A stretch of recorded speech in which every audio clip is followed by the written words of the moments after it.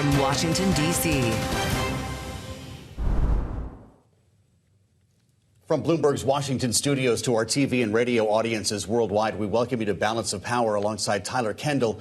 I'm Joe Matthew. We start this evening with breaking news. Tesla shareholders have just approved a $1 trillion compensation package for CEO Elon Musk, the largest payout ever awarded to a corporate leader. We start our program there right now with Ed Ludlow, the co-host of Bloomberg Tech. Ed, shareholders have had their say, and there are strings attached for Musk to make this much money. Shareholders have had their say, and in the end, more than 75% of the vote went in favour of the compensation package, which is notable given that Elon Musk's concern and last warning was that historically the index or passive funds voted in line with the recommendation of the advisory firms. Glass Lewis and ISS had recommended a no vote. But the data tells us that actually overwhelmingly institutional retail investors of all types voted in favour of this compensation package, which spans 10 years and is split into 12 tranches set against both operational and financial milestones. The slight grey area in the other vote we were watching for is that the majority of votes that were cast were in favour of the shareholder-initiated proposal for Tesla to invest in Elon Musk's AI company XAI. However, what Brandon Earhart, the General Counsel and Corporate Secretary, said was that because there were a number of abstentions and it was a non-binding vote anyway, the board would have to go away and look at it before committing to taking any action. But the level of vote in favour of the compensation, that's the story. Got it. Bloomberg Tech's Ed Ludlow. Thank you, Ed, for being with us. We're going to come back to you a little bit later on this hour. We should note that Tesla shares are higher in after-hours trading following this news by just about 2%.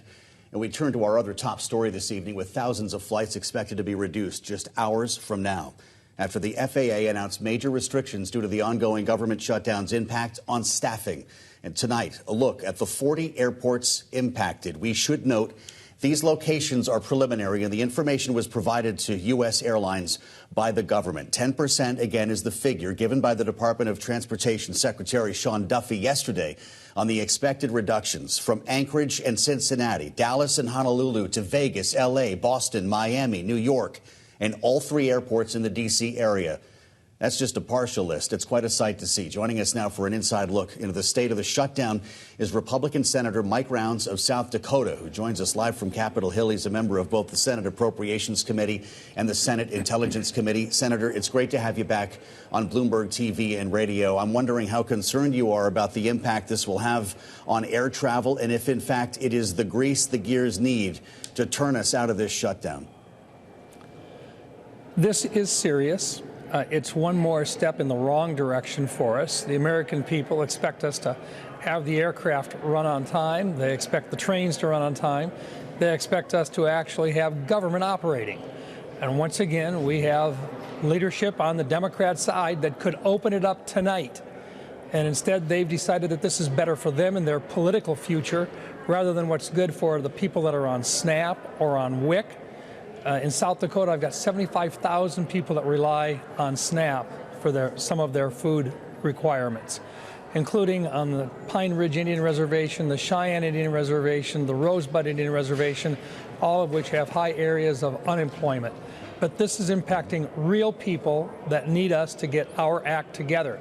We have now voted 14 times on a very simple resolution that would simply say, open the government up while we continue to negotiate in order to reduce the cost of health care for the American people. That's something that everybody from the president all the way down wants to accomplish, but you can't do it when you're having government being held hostage. Well, Senator, you're outlining a simple proposal, as you're saying, but it sounds like something else is starting to take shape on Capitol Hill, including a stopgap measure, but maybe combining that with a potential vote down the line when it comes to extending the Affordable Care Act premium subsidies, maybe bundling it with some full-year spending bills. Can you give us any glimpse into these conversations? What's the sort of deal that seems to be emerging? We have tried multiple attempts to include provisions of the existing appropriation bills that the Senate has already passed, to include them in an ongoing program on a permanent basis, to actually do some of the bills and bring them in and actually pass them, not as part of just the Senate appropriations, but send them over to the House as the plan in order to open up parts of government for the rest of the entire year. We've also indicated a willingness to look at all the rest of the appropriation bills that we've already passed out of the Senate Appropriations Committee that are waiting to come to the floor right now. And if we could do that, we could fund almost 90% of the entire federal government's demands. And once again, this is a case of where our Democrat colleagues have said, no, we want government shutdown unless we get our way. And what they have demanded so far was, first of all, the end to the $1.5 trillion benefits with regard to Social Security, the no tax on Social Security, the issues surrounding the no tax on tips provision, the items that were in what we call the Reconciliation Act. They wanted us to eliminate the 1.5, or they wanted us to spend an additional 1.5 trillion, of which $350 billion would have been required over the next 10 years, at least $70 billion over the next 2 years. That's been their demand. And so far, we've been able to work with individual members of the Senate, one-on-one, in which they have said, look, let's work out a different program. Let's get the Appropriations Committee back targeted again. A number of those individuals, in a very reasonable approach, have said, we know we've got to find a way to do government.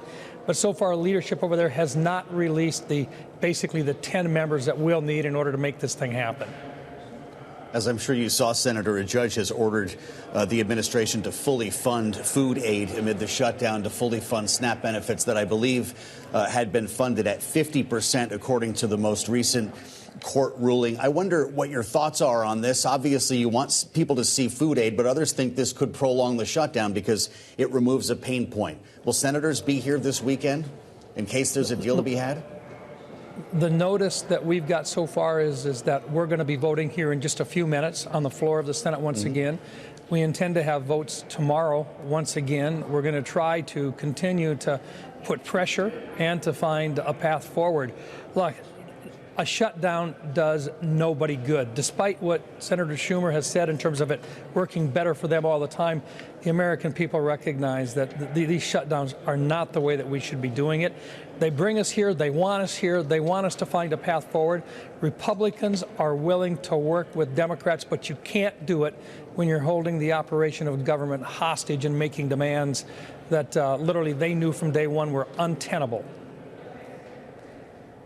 Senator, we had some breaking news in the last hour regarding the Congressional Budget Office, which apparently has been targeted by a foreign actor. I know that you have a leadership role when it comes to your committees and cybersecurity. I'm wondering if you have any updates that you could give us here, because it's our understanding that congressional offices are no longer corresponding with the CBO because of this cyber risk.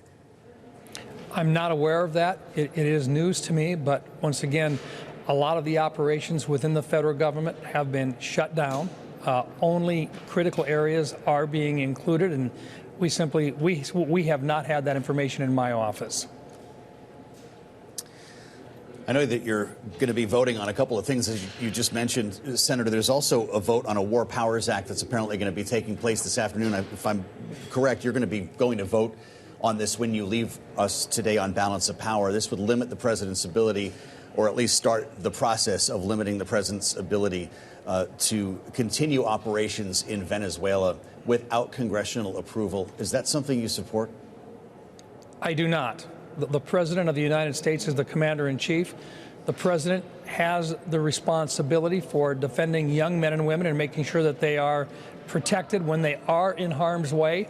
But the War Powers Act is designed to limit that ability. Once you actually have altercation, once you actually have kinetic activity going on, at that stage of the game, the timer starts. And that's not the case right now. I know that they're talking about in Venezuela. We are not in Venezuela. We're not doing Title X activities there. I don't believe that it's constitutional to direct that a president cannot do that at this time. As Commander-in-Chief, he has that responsibility. He has that role. In the final minute we have you, can you confirm, are you getting full briefings from the administration on these strikes? And have you spoken to the administration on what intelligence sharing is going to look like going forward when it comes to Congress? There is a difference between those strikes which have occurred on boats in international waters versus what this particular war powers provision would do with regard to limiting the president's ability to intervene or to intercede within Venezuela should he find it necessary. What we have been receiving information on has been on the ongoing attempt to take out these, as they call them, these terrorists that are bringing drugs into the United States. We've had a series of them. I'm not sure that all of our Democrat colleagues are satisfied with the information they've received. I received a briefing on it last week. It was Republicans only at that time. I think that was an accident, and I think they've corrected that since then, and they have brought in Democrats since then. But we have additional questions they have made available to us, and we will be looking at a classified article or document that was put out by the Department of Justice in a classified setting only that justifies their ability to take this action in international waters. I thought I was going to have time to look at that today. I have not yet been able to do so, but it is being made available to me. All right, a vote we're going to be watching closely tonight. Republican Senator Mike Rounds of South Dakota, thank you so much for joining us here on Bloomberg. And we want to continue our coverage of the ongoing government shutdown, including the impact it's expected to have on the airline sector. For that, we turn now to Bloomberg's Sid Phillip, who joins us now from World Headquarters in New York. Sid, just to recap here, we're expecting flight capacity to be cut by 10% at 40 airports nationwide. Can you give us the airline perspective here? Were they bracing for this sort of decision? And what can the fallout be as we head into a really busy travel season? So we understand that it's going to be phased, and we don't expect it all to be 10% from the get-go. We understand it will be phased at about 4% starting on tomorrow, and it will sort of ramp up through the week until we get to about 10% on Wednesday.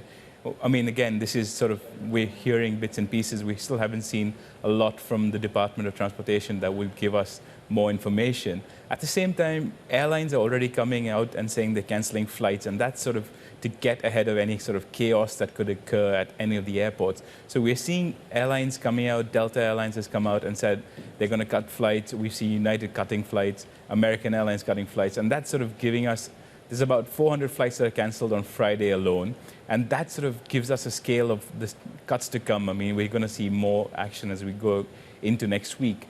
But for the moment, we may not see as much chaos tomorrow because airlines are telling customers that their flights are canceled and giving them alternative flights or allowing them to take take a refund or travel at another date. And so we're still waiting on details from the DOT, but at this moment it does look like we're looking at least 400 flights canceled tomorrow, and there's more to come over the weekend, especially as we go into the busy Thanksgiving holiday season. What is this going to mean for the bottom line at airlines, Sid? We heard from a couple of airlines today. United, for instance, said it's not going to change international flights or hub-to-hub flights. So what will be the difference financially?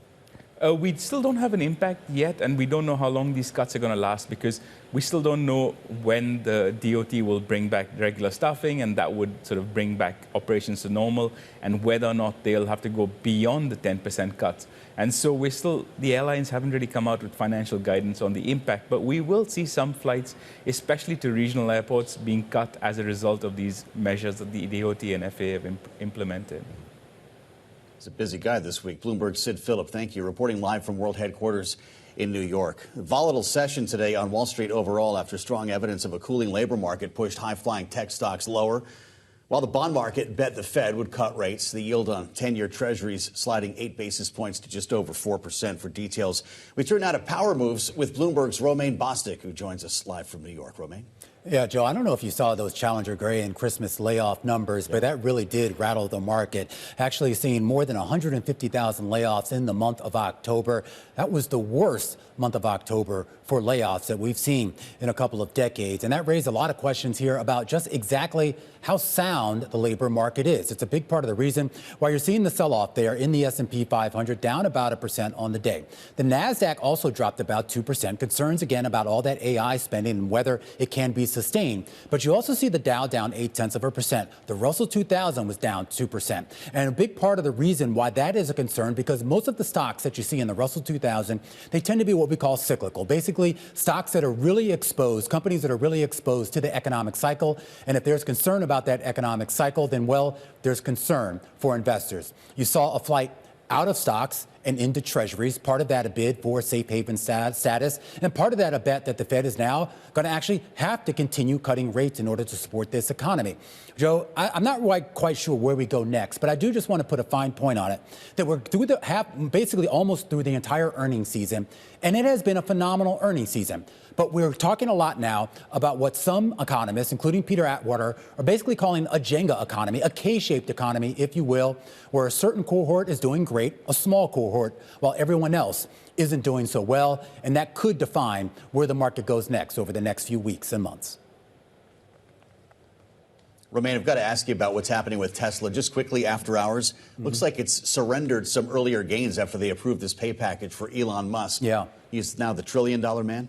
He's gone, well, potentially, if he hits his targets, he will be the $1 trillion man. But I would point out, Joe, I know everyone was so focused on the $1 trillion number, and it is eye-popping, unprecedented, to be sure. But at the end of the day, this is really about two things. Elon Musk's control over the company, because remember, part of that $1 trillion pay package is that his stake in the company goes up over time if he hits those milestones. Also, it was about job retention, Joe. There are a lot of people that are in this stock, not because they think it's a great car company or a great AI company. It's because they like Elon Musk. They like what he does. They think he can get things done. And there was a big fear that if he didn't get this pay package, well, he would just take his toys and go somewhere else. All right, Bloomberg's Romain Bostic in World Headquarters for us tonight. Thanks, as always. And coming up, President Trump is set to meet with Hungarian Prime Minister Viktor Orban tomorrow. That's here in Washington. We'll discuss that up ahead. And next, more on the FAA's plans to cut flight capacity at major airports. We'll have the details with Republican Senator Ron Johnson of Wisconsin. That's up next on Balance of Power on Bloomberg TV and radio.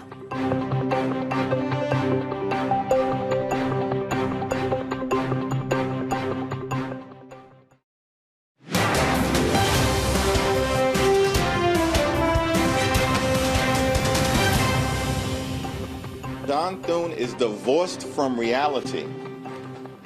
I mean, it's a clown show over in the Senate. 14, 15 times you bring the same partisan Republican spending bill to the Senate floor, expecting a different result. That's the classic definition of legislative insanity. Doing the same thing over and over and over again, has no ability to actually negotiate in good faith. And this has gone on week after week after week. It's Balance of Power on Bloomberg TV and radio alongside Tyler Kendall in Washington. I'm Joe Matthew. Thanks for being with us. That, of course, the House Minority Leader, Hakeem Jeffries. He was speaking this morning about the current shutdown stalemate, in which lawmakers have been playing the blame game for 37 days now, ever further into uncharted territory. And as we've been discussing, the FAA is taking action here, warning us it's going to cut 10% of flight capacity starting tomorrow morning, first thing in the morning. Pressure rising here for Congress to come to a solution to reopen the government.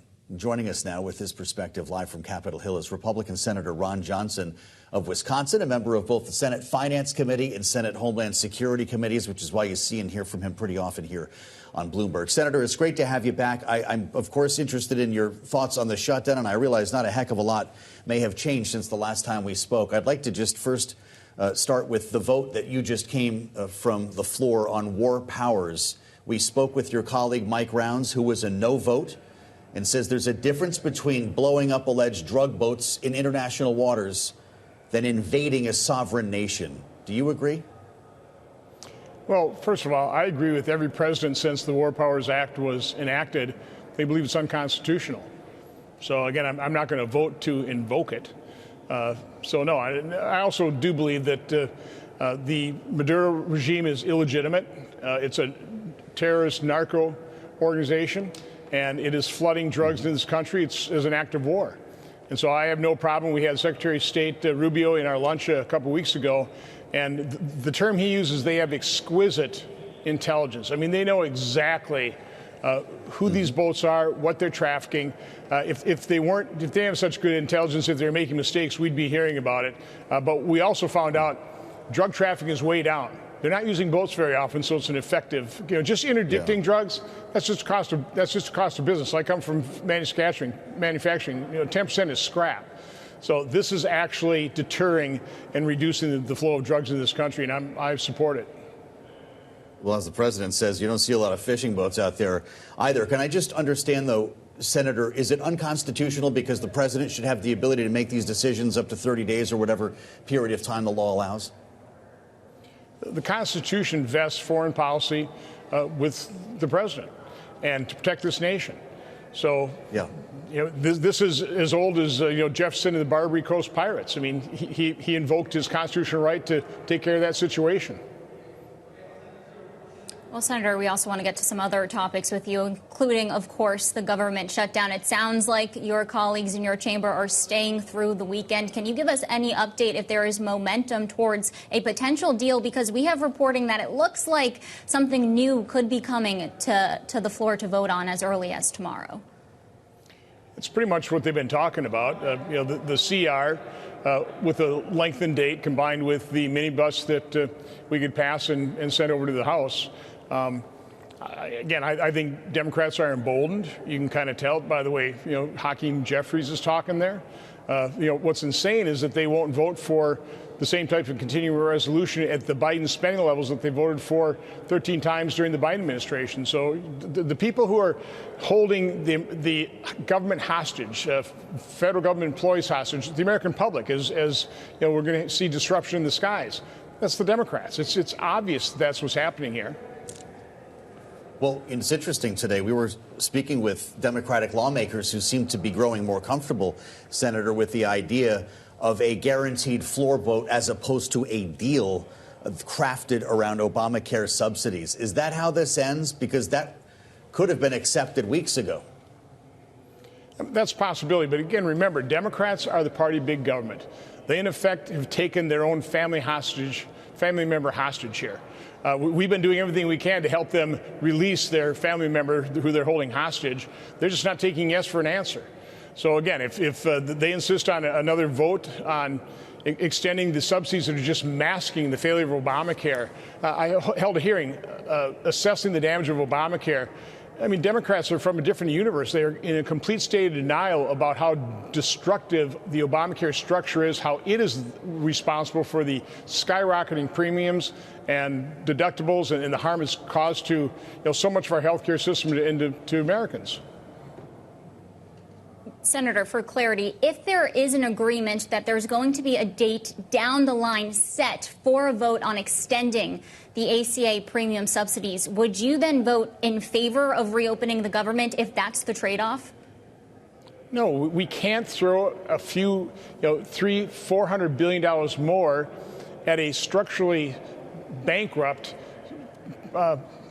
program here. It just makes no sense. I'm happy to sit down with Democrats, get them to acknowledge the damage that's done, admit they've got a problem here, do a root cause analysis, find out exactly why Obamacare has caused premiums to skyrocket so we can bring them back down, so we can fix it finally and repair the damage done. But just throw $400 billion at the problem? I'm not going to do that. We're $38 trillion in debt. Senator, I'm sorry I only have a minute left, but I have to ask about your support for President Trump's thought to kill the filibuster to end this. And I know that you've put on social media that you should do it now because Democrats are going to do it as soon as they take power. I know they did not do that in 2020, but what makes you think Democrats are going to be in power in a year? I don't know when they're going to be in power, but we know that when they will, they'll eliminate the filibuster. I'm sad to report that. I've been a big supporter of the filibuster. It has really prevented a lot of bad socialist type of legislation being passed. But they purged the two members that maintained the filibuster, that had respect for it, from their ranks. And there's not going to be a Senate Democrat candidate that's going to run without pledging to bust the filibuster. So it's gone. So President Trump makes a very persuasive argument who says they're going to do it. We better beat him with the punch, and we'll actually use it to benefit the American public. All right. Yep. Senator Ron Johnson of Wisconsin, thanks so much. Stick with us. This is Bloomberg.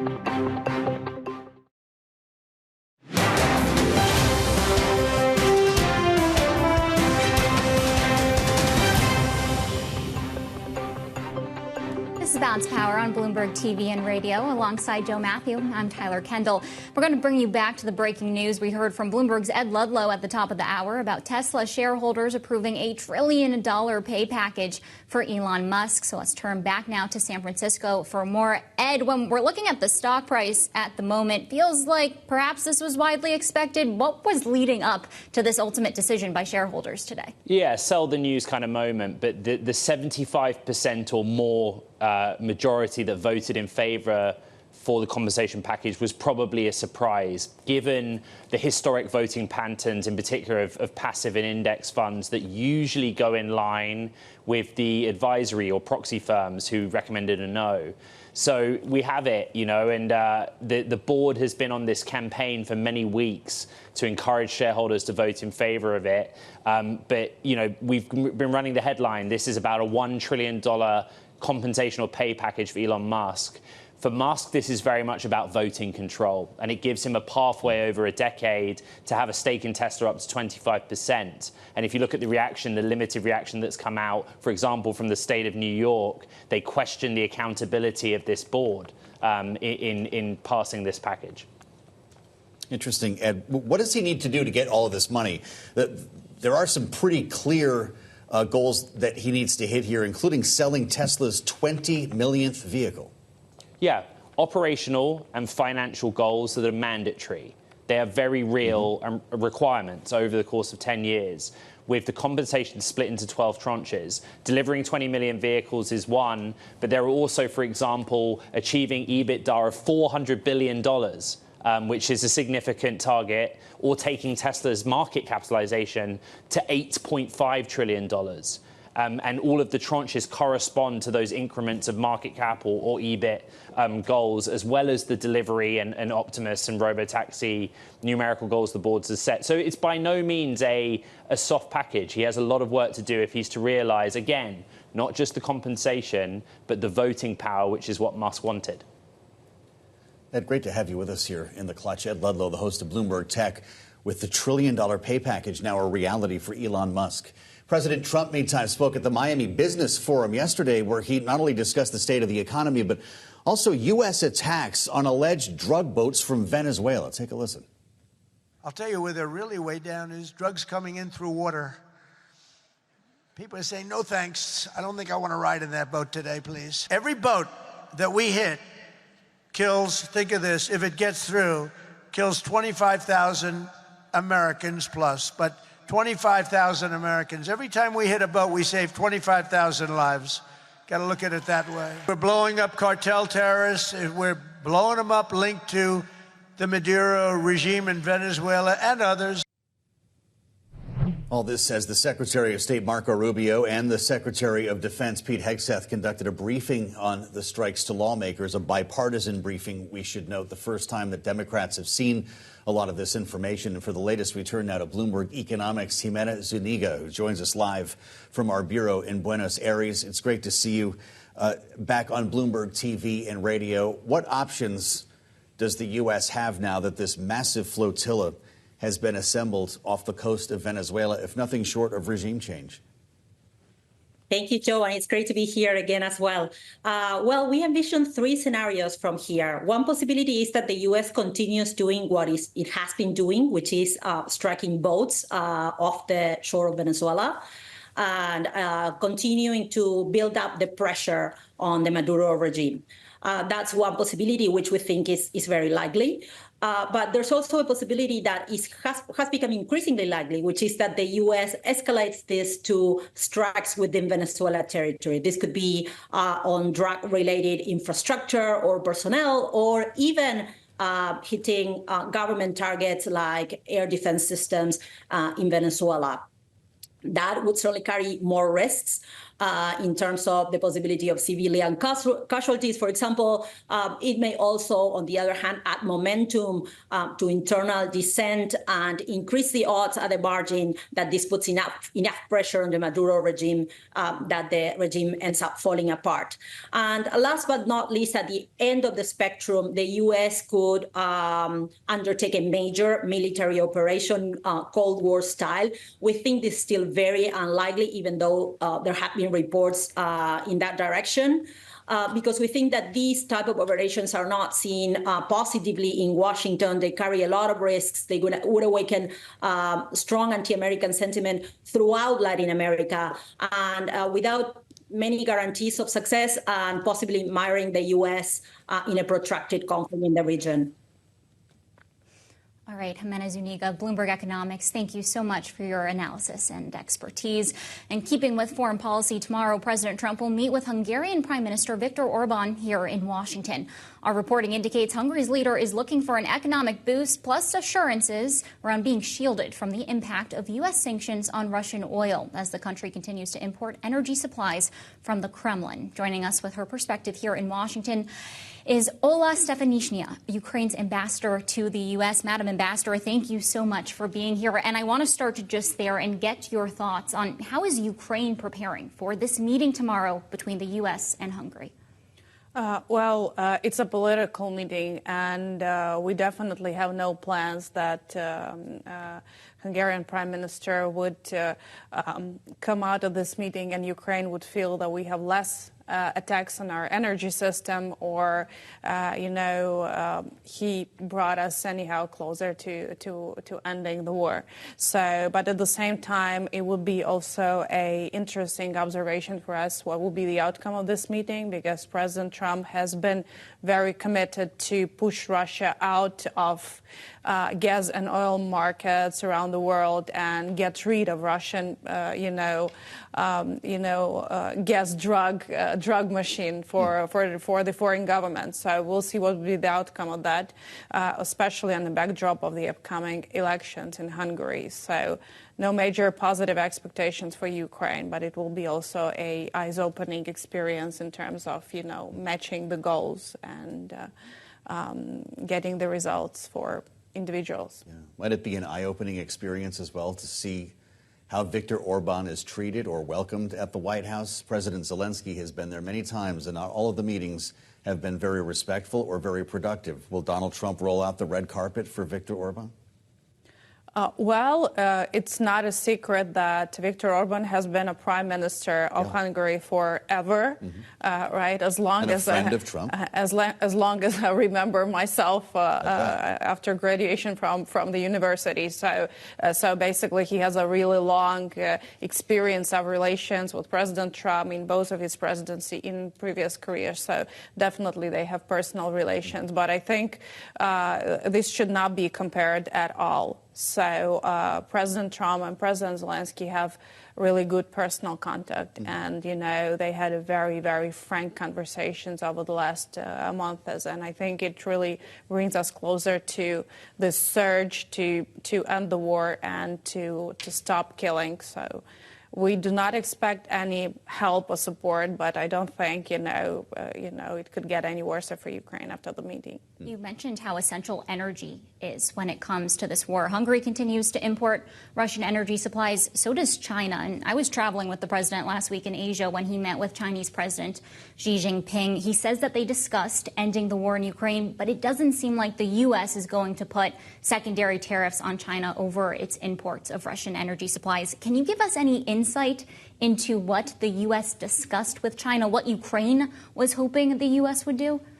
I think I would shift the focus a little bit, because the major meetings are taking place this week in Greece for a major energy event where a big group of American political leaders are coming, and Ukrainians and Europeans. And I think this will be the major outcome of this week, just to see that Russia is not only sanctioned, but also deprived of access to the major market through U.S. energy dominance doctrine. So all eyes are there, and we are looking forward to see the reactions of China after the meetings, as it was announced that China would really look into, decreasing the amount of dependence from Russian energy resources. It was an important development last week when our Department of Defense approved Tomahawk missiles for use in Ukraine. We understand President Trump will make the final decision on that. Have you heard anything from the administration, or are you in conversations with the president about these cruise missiles? Well, it's not like it has been approved and it's a final decision. Right. He still has to sign off on that. Right? Yeah, so the discussion is still ongoing, but we have a lot of delegations working here, including Ukraine, to scale up the available financial resources to procure more military capabilities from U.S. And it's not only Tomahawks, different types of other long-range and short-range missiles. This dialogue is ongoing, and I can only say that it's rather positive. So longer-range ATACMS missiles and Tomahawks, if you got them, would that turn the tide of the war? Well, I think first thing would happen for sure is that, the numbers of civilians and kids who will be murdered every night would definitely decrease because the aggressor will be deprived of the means to kill Ukrainians. We're about to head into winter. How is that going to impact the calculus when it comes to the battlefield? We are talking about the potential for these weapons, but we're also just talking about how energy is coming into this picture. What is Ukraine's stance at the moment as we look ahead to a winter season? Well, it's definitely a very tough period for Ukraine. A recent missile attacks has made a severe damage to energy infrastructure, and as you know, the Ukraine has fully turned its energy infrastructure to European market and fully aligned with the electricity capabilities at the Europe level. So Russia is targeting to deprive us from this access and make us fully isolated. But we have taken some contingency planning, and again, we are working hard to provide more air defense capabilities for Ukraine. But Russia is not standing on the same place. They are developing their capabilities as well, and comparing to dozens of drones per night we saw in 2022, now these are the hundreds of them every night. So I think stopping this aggression is the best thing which could be done for the world. We can survive this winter and another winter, but it does not mean that it is right.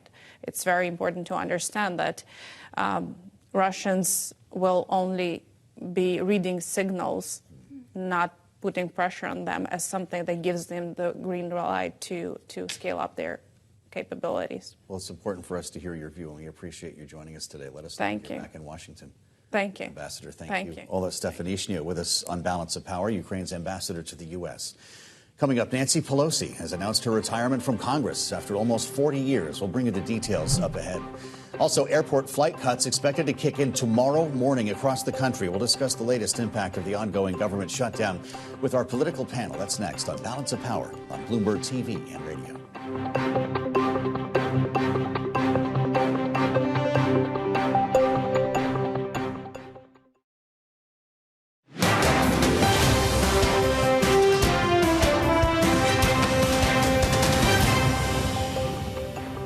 This is Balance of Power on Bloomberg TV and radio. Thanks for joining us. We'll turn back to the impact of the ongoing government shutdown in just a moment. First, the stories we're watching in today's Power Brief. A federal appeals court today giving the president new life in his hush money conviction trial as he seeks to erase his charges. The federal court ordering a lower court to reconsider its decision to keep the case in state court instead of moving it to a federal one. The three judges on the federal court telling the state court judge who presided over Trump's case to closely review evidence Trump claims relate to official acts after the Trump team cited the Supreme Court's ruling on presidential immunity. No word yet on when we can expect a determination.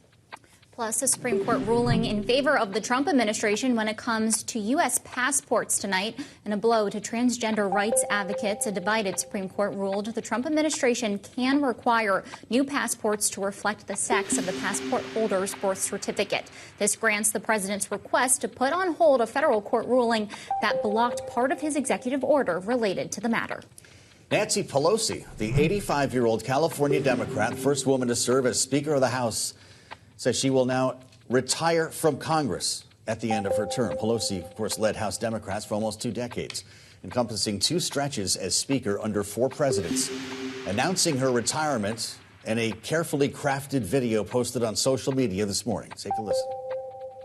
That is why I want you, my fellow San Franciscans, to be the first to know. I will not be seeking re-election to Congress. With a grateful heart, I look forward to my final year of service as your proud representative.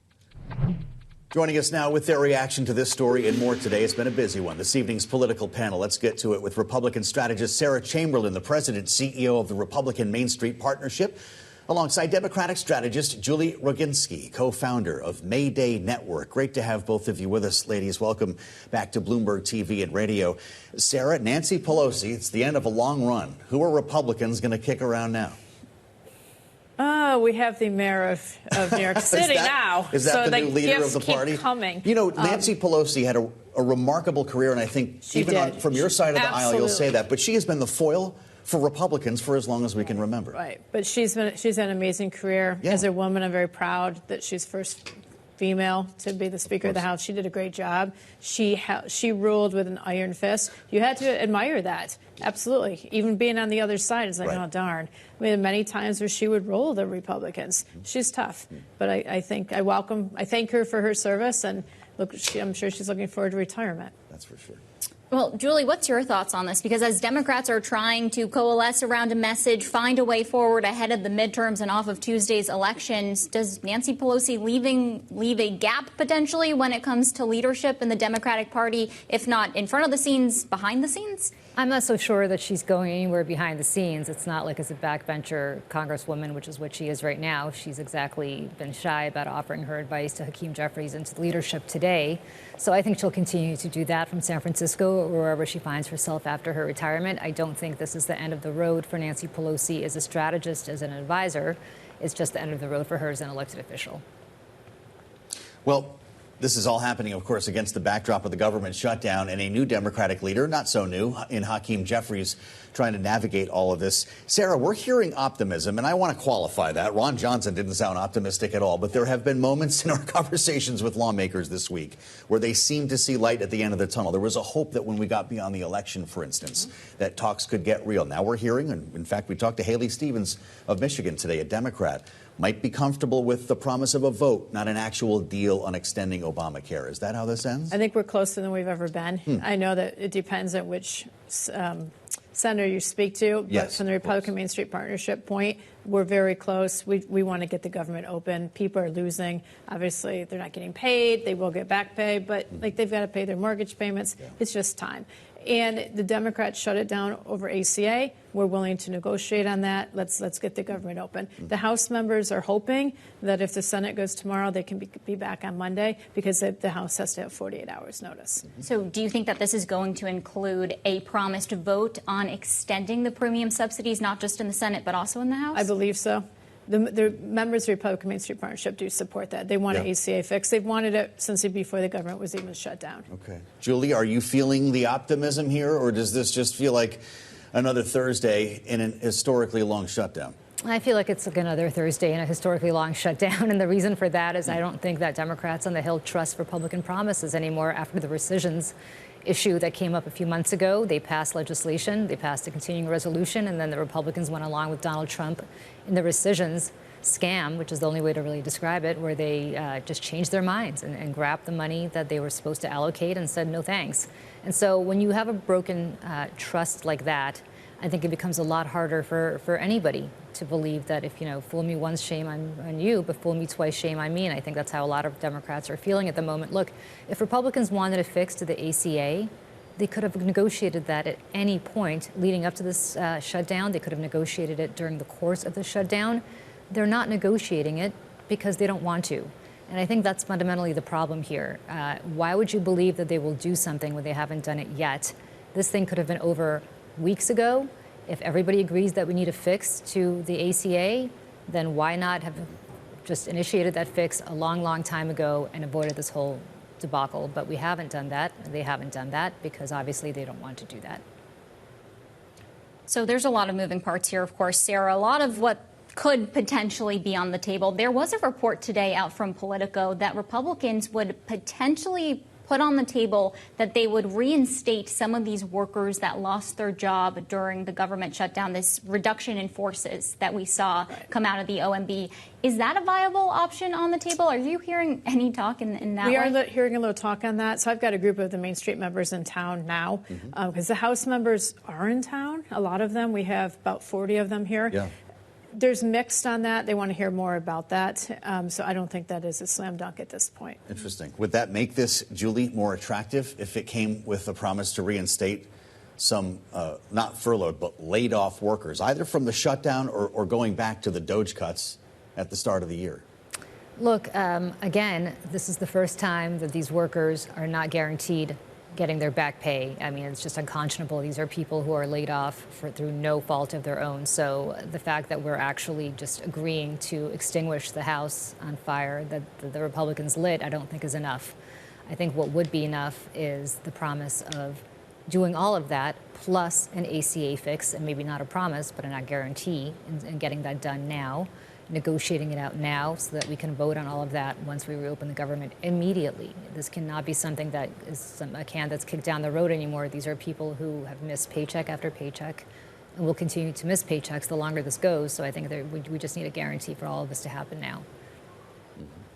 Yeah, in the final minutes that we have, Julie mentioned kicking the can down the road. How long do you think this stopgap measure could potentially kick the can down the road? How, at this point in Congress, how long is it going to take them to actually fully fund the government when we're looking at really what brought us to today? I think now we're probably looking at a date in January. No kidding. I mean, unfortunately, I hate to say that, but I think that's kind of where that's we're different running than a out of time. full year CR, though. We're not going to do a full year. That's not going to full year. No, because, we're on Biden's numbers. Right. So why would we do a full year CR? Well, the White House floated that idea. John Thune sort of acknowledged that might happen, but that's a non-starter for Main Street. It's a non-starter. Which is important to know. It is. They are the Biden numbers. I mean, the Democrats should love that, but as Republicans, we're like, no, we need our own. But we probably will be January at this point. We're running out of time. I mean, Thanksgiving is right around the corner. That's right. And then Christmas. But you also see us being reopened by Thanksgiving. If not, yes. What would happen at the airports there would be a devastating. total disaster. The Republicans are ready to go. Yeah. I mean, we've offered ACA. I mean, we have come. The president, Thune, and the speaker have all said, ACA is on the table. They said that a couple weeks ago. We're still sitting here. So, Julie, just in our actual final minute that we have with you, what is going to be the final pressure point? Is it going to be these aviation delays and cuts around the country? As tomorrow we're looking at our analysts saying about 400 cancellations nationwide. Look, Democrats just had a very good Tuesday, right? And the voters are blaming who they're blaming, and it's not the Democratic Party. So if you're the Democrats right now, I think they feel very much like it's the Republicans who need to come to the table. They're the ones in charge of the government. They're the ones running both the executive and the legislative branch. I would also argue the judicial branch. And so from that perspective, this is their mess, and it's a mess of their own making. The voters have spoken, and we saw who they blame, literally from sea to shining sea. So if I were the Republicans, I would get that message. I would acknowledge what's happening. I would get off the talking points that they've been peddling since before this election and understand that the longer this goes on, the more they're in trouble. And the House is up next year. The Senate may be up for control next year. If I were in their shoes, I would think very carefully about the political ramifications of this and the message that voters were sending on Tuesday. They are not blaming Democrats for this. They're blaming Trump and the Republicans. So if I were Trump and the Republicans, I would be very clear about coming to the table, passing ACA right now, and reopening this government. Can I just ask you both real quick? We're totally out of time. Would you fly on a plane this weekend? Yes, Sarah absolutely. Chamberlain? Julie, how about you? Of course I would. You would? Of course. You might have to wait a while. I we might just wait got a while. back from New York. If I got to go somewhere, I got to go. All right, Sarah Chamberlain and Julie Roginski, thanks so much. Stick with us. This is Bloomberg.